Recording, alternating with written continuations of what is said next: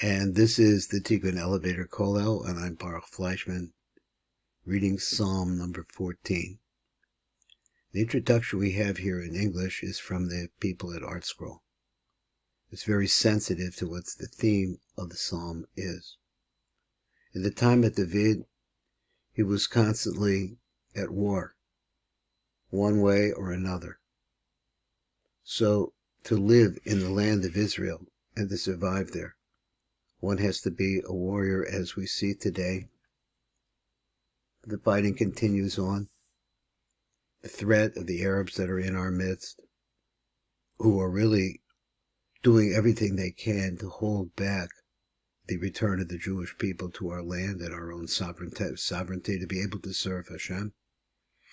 But here we have this happening elsewhere in time, 3,000 years ago, 2,500 years ago, 2,000 years ago, Europe and North Africa, Spain, pogroms, big massacres, small ones, the church. Here we are, we're still here.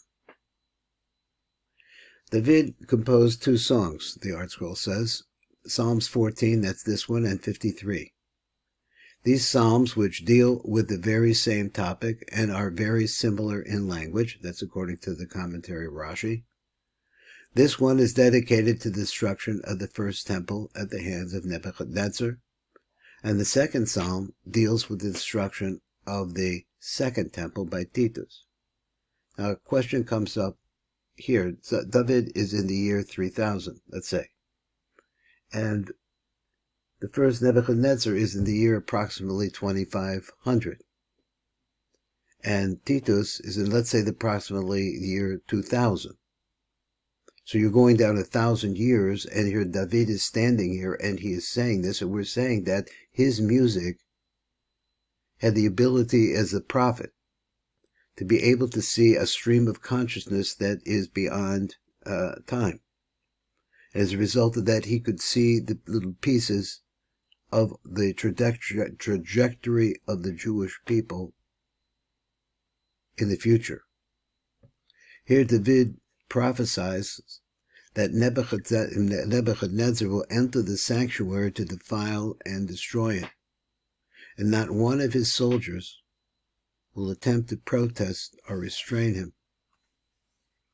Malbin notes, now Malbin is another commentary, notes that this psalm is an example of the multi-dimensional aspect of David's compositions.